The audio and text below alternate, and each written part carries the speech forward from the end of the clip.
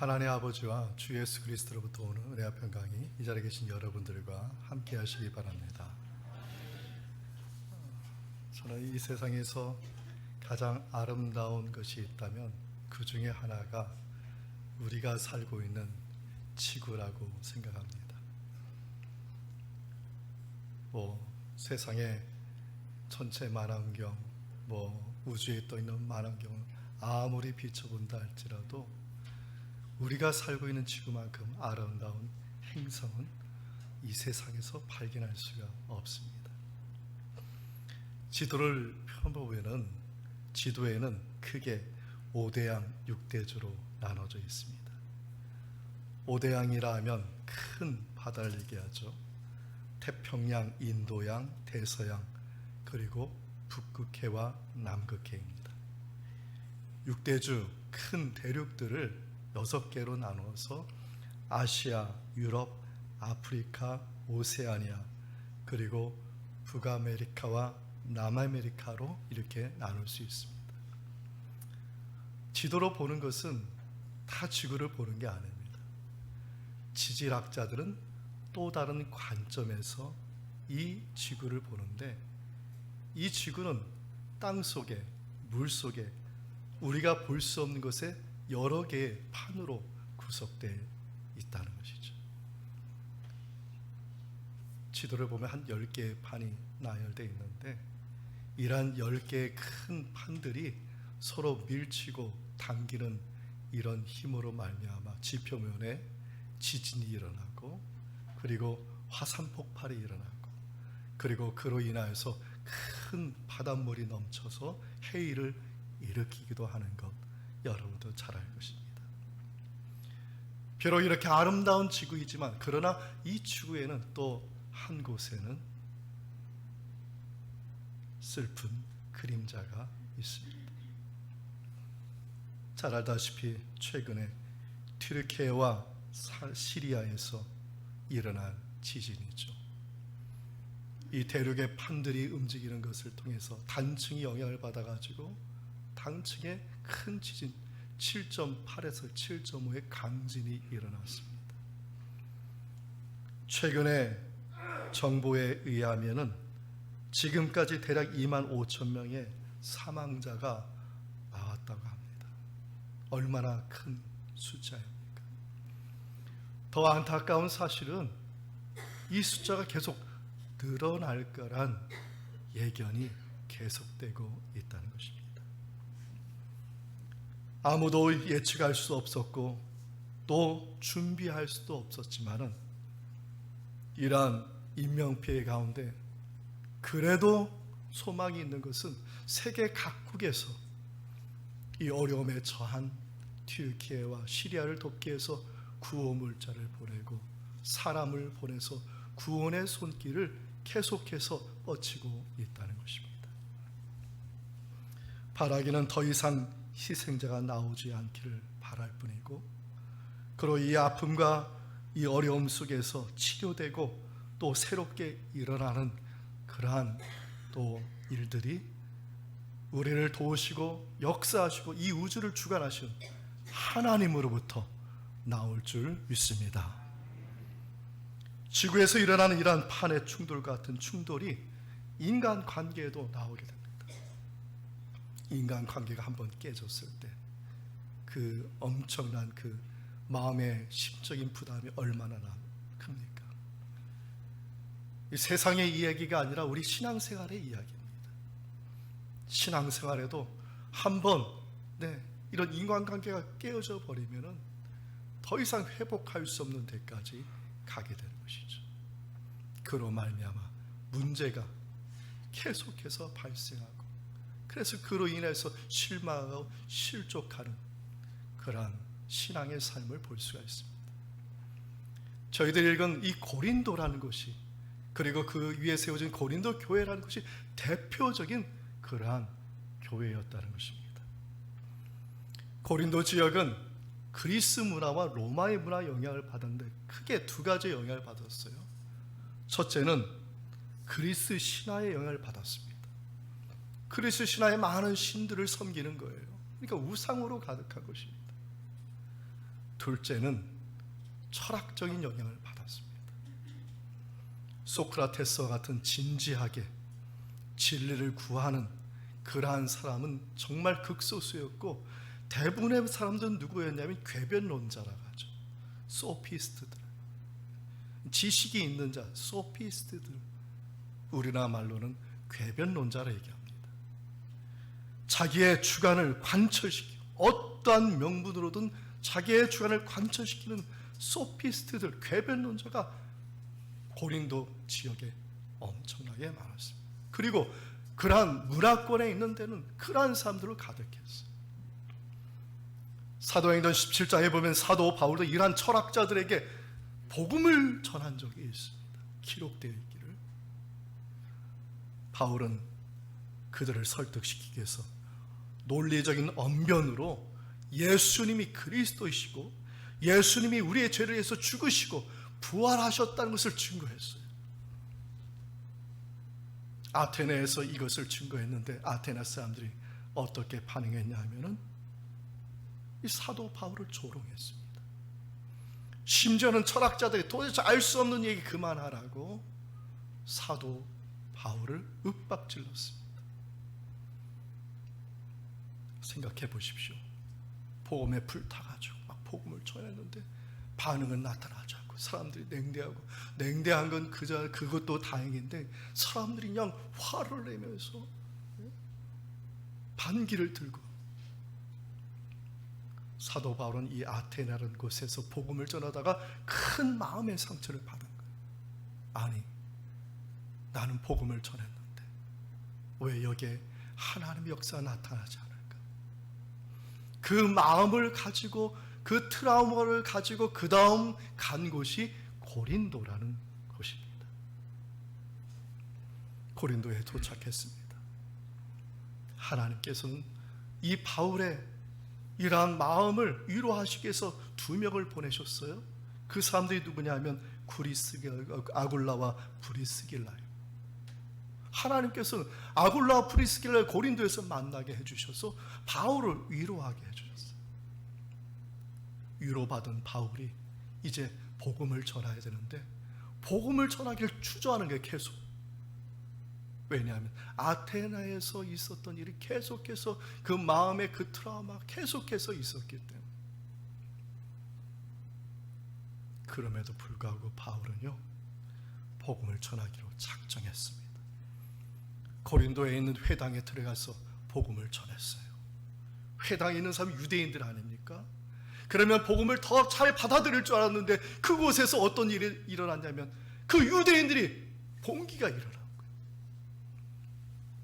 사도 바울이 고린도 지역에 1년 6개월 동안 머물렀는데 이 유대인들이 1년 6개월 동안 바울을 쫓아다니면서 바울을 잡아가지고 로마 법정에 세우려고 한 거예요. 아테네에서도 시리를 당했죠. 이 고린도 지역에서도 마음의 상처가 더욱더 컸던 거예요. 그러한 마음의 상처를 나타낸 말씀이 본문의 1절과 2절에 나오게 됩니다. 본문의 3절의 말씀, 3절의 말씀을 우리 함께 읽겠습니다. 내가 너희 가운데 거할 때 약하고 두려워하고 심히 떨었노라. 바울이요, 고린도에서 복음을 전할 때 성령 충만해서 막 전한 게 아니라 무서워서 벌벌 떨고 있었던 거예요. 바울은 말의 언변으로는 궤변론자들을 따라갈 수가 없었어요. 그래서 사람들이 바울은 언변이 없다고 얘기하는 겁니다. 오히려 사람들에게 조롱거리가 되었어요. 그럼에도 불구하고 바울이 다시 마음을 잡고 다시 붙잡고 일어날 수 있었던 것, 그 마음이 본문의 1절과 2절에 나와 있는데 우리 함께 읽어보도록 하겠습니다. 형제들아, 내가 너희에게 나아가 하나님의 증거를 전할 때 말과 지혜의 아름다운 것으로 아니하였나니 내가 너희 중에서 예수 그리스도와 그가 십자가에 못 박히신 것 외에는 아무것도 알지 아니하기로 작정하였습니다. 아멘. 십자가를 붙잡아. 비록 아굴라와 프리스길라가 위로도 해주고 합력하여서 복음 사역을 했지만은 정말 참된 위로가 되고 다시 새 출발을 할 수 있는 것은 뭐였냐면 그 복음의 핵심, 십자가를 붙들 때, 예수님을 붙잡을 때 바울이 다시 일어설 수가 있었던 것입니다. 지난 한 주간 사시면서 혹시 낙심되거나 어려운 가운데 있습니까? 사람이 위로하지만 또 위로함을 받지만 그 위로가 만족함을 주지 못해서 그래서 실망하신 분이 있습니까? 다시 여러분에게 권면의 말씀을 드립니다. 십자가를 붙잡기를 축원드립니다. 예수 그리스도를 붙잡으면 주님이 위로하여 주시고 사람이 할 수 없는 위로의 충만함을 베풀어 주실 줄 믿습니다. 2010년에 개봉된 킹스 스피치란 영화 아실 것입니다. 이 영화는 실화를 바탕으로 했는데 세계 대전에 일어날 때 유럽에서 영국에서 왕위에 올랐던 조지 6세의 이야기입니다. 이 조지 6세는 얼굴도 잘생겼어요. 키도 크고 환칠하고 외모는 도대체 이 사람 흠을 잡을 데가 없습니다.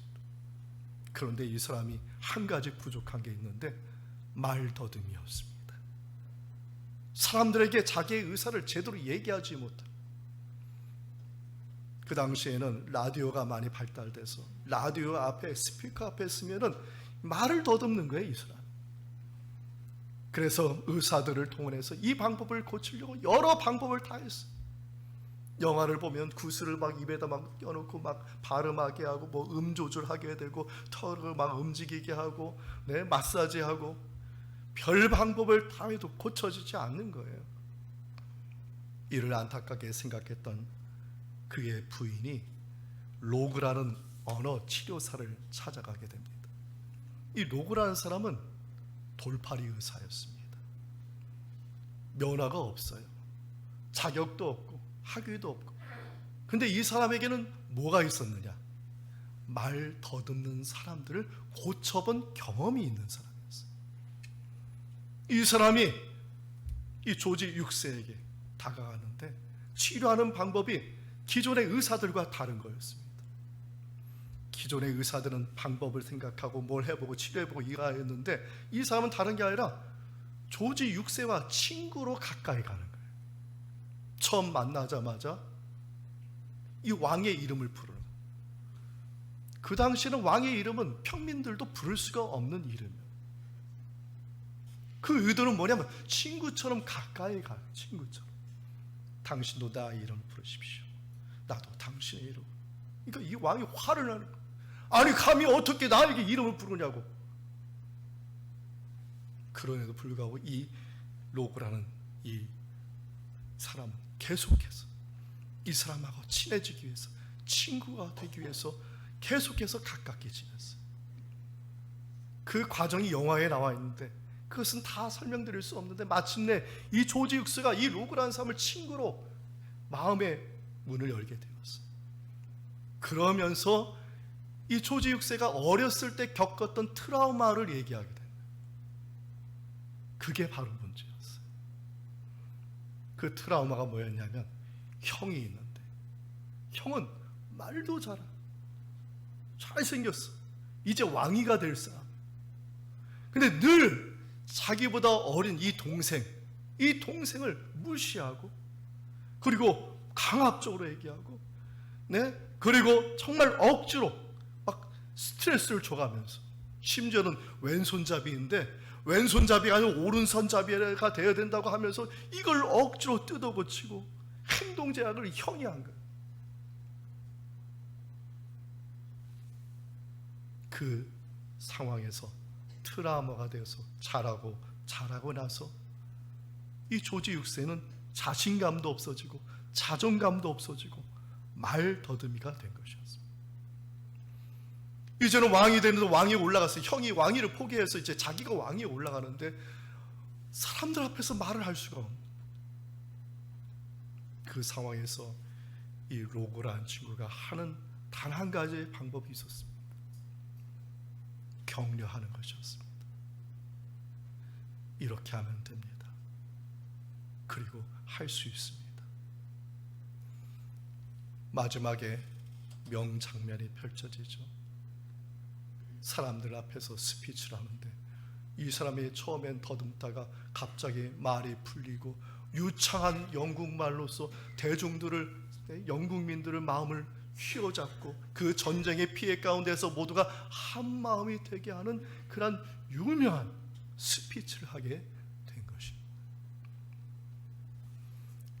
우리가 신앙생활을 하다 보면 말이 어눌할 때가 있습니다. 또 행함이 부족해서 순종을 잘 못할 때도 있습니다. 하나님께서 보실 때 얼마나 실망스럽겠습니까? 그럼에도 불구하고 하나님은 우리 한 사람 한 사람을 절대로 실망스럽게 생각하지 않는다는 것이죠. 오히려 하나님께서 여러분들을 격려하고 응원하고 계시다는 것을 잊지 마시기 바랍니다. 우리의 힘으로는 할 수 없습니다. 하나님의 능력이 되는 겁니다. 하나님의 능력이 임할 때 그리스도인들은 사도 바울과 같이 사역을 할 수 있고 사도 바울과 같이 하나님께 영광 돌릴 수가 있는 것입니다. 이사야 41장 10절의 말씀을 우리 함께 읽어보겠습니다. 두려워하지 말라, 내가 너와 함께함이라. 놀라지 말라, 나는 내 하나님이 됨이라. 내가 너를 굳세게 하리라. 참으로 너를 도와주리라. 참으로 나의 의로운 오른손으로 너를 붙들리라. 아멘. 이사야가 이 말씀을 할 때는 이미 이스라엘은 하나님으로부터 완전히 떠난 상황이었어요. 하나님을 버린 상태였어요. 이스라엘에게 소망이 없는 상황이었어요. 근데 하나님은 뭐라고 얘기하시느냐? 두려워하지 말라, 내가 너를 붙잡아 주리라. 우리 삶의 현실에 어려움이 있다 할지라도 절대로 낙심하지 마시고 하나님께서 나를 계속해서 응원하고 계시고 나를 도와주고 있음을 믿고 그 믿음으로 다시 일어설 수 있는 저와 여러분 되기를 주님의 이름으로 축원드립니다. 고린도전서 1장 18절의 말씀인데 함께 읽겠습니다. 십자가의 도가 멸망하는 자들에게는 미련한 것이요 구원을 받는 우리에게는 하나님의 능력이라. 아멘. 나는 연약해요. 나는 볼품이 없어요. 그럼 하나님은 능력의 하나님인 줄 믿습니다. 능력의 하나님이 도와주시면 못할 것이 없는 줄 믿습니다. 그런데 이런 질문을 하게 됩니다. 십자가의 진리를 통한 주님의 마음, 제가 말씀을 듣는데 이걸 어떻게 알았냐는 겁니다. 하나님이 나를 사랑하고 나를 응원하고 계심을 어떻게 알았냐는 겁니다. 여러분은 어떻게 깨달았죠? 중요한 것은 이겁니다. 사람으로서는 하나님의 것을 깨달을 수 없다는 것입니다. 내가 믿는 게 아니에요. 내가 깨달은 게 아니에요.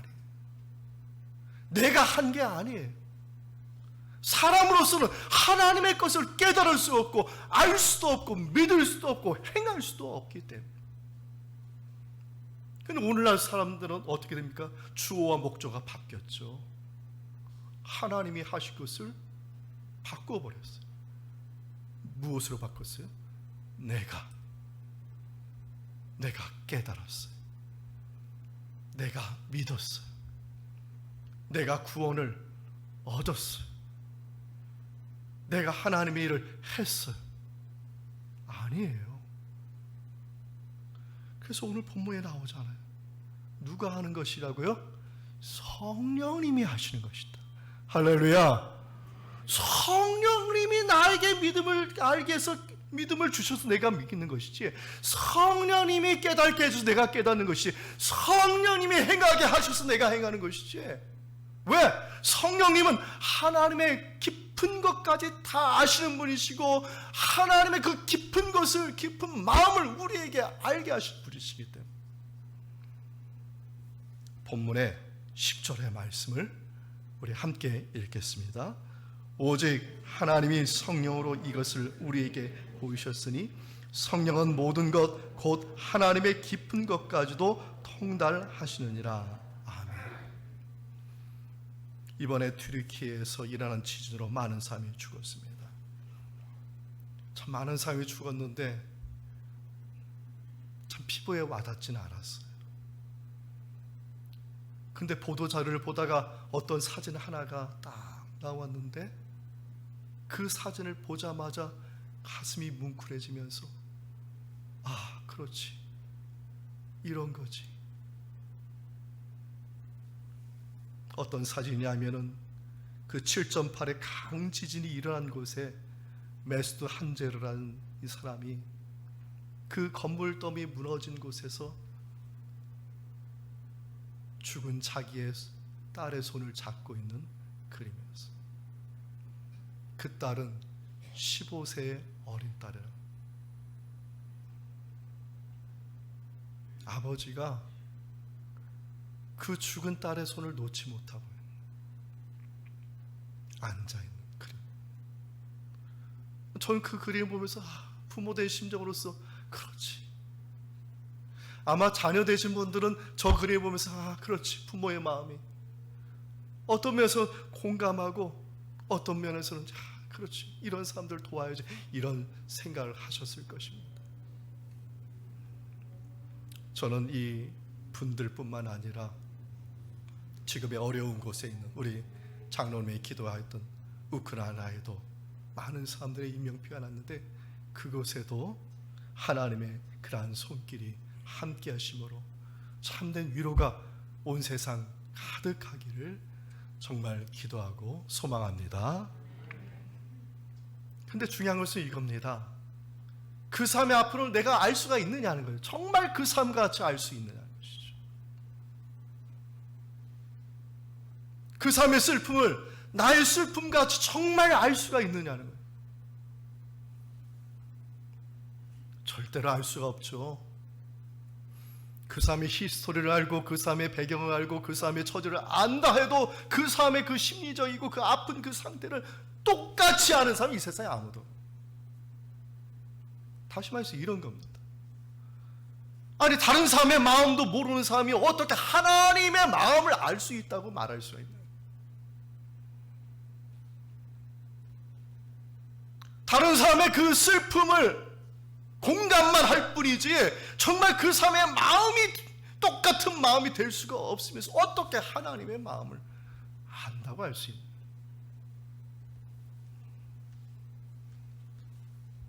성령님께서 그걸 아시게 한다는 것이죠.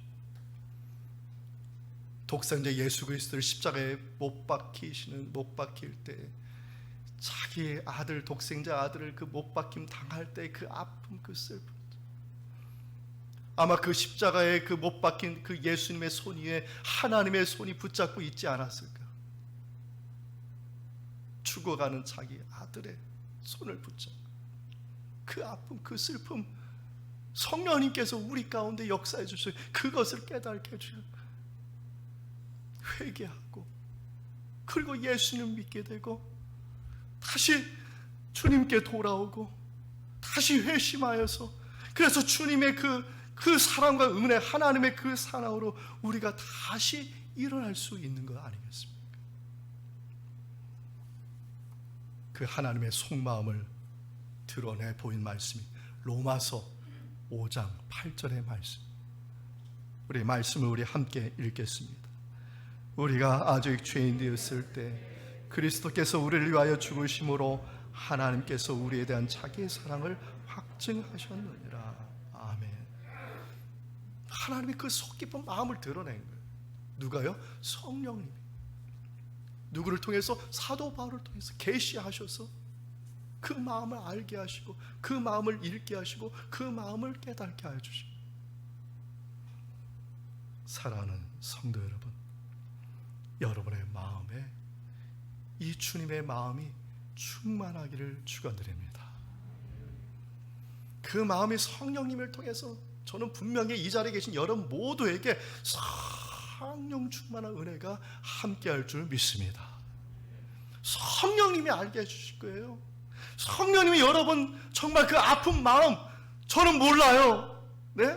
저는 다 보면 얼굴밖에 더 보겠습니까? 그러나 여러분의 그 아픈 마음, 그 모든 것을 정말 누구보다 알고 계시고요.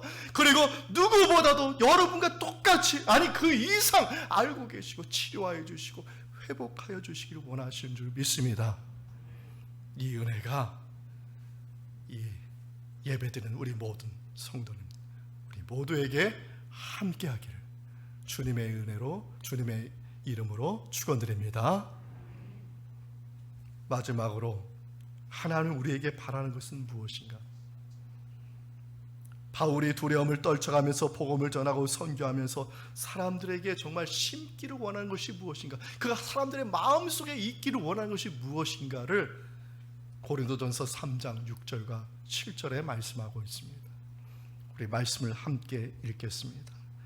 나는 심었고 아볼로는 물을 주었으되 오직 하나님께서 자라나게 하셨나니 그런즉 심느니라 이는 아무것도 아니로되 오직 자라게 하시는 이는 하나님뿐이니라. 아멘. 바울은 고린도 교회를 무엇에 비유하냐면 하나님의 밭으로 비유하고 있습니다. 교회를 뭘로 비유하고 있다고요? 하나님의 밭이.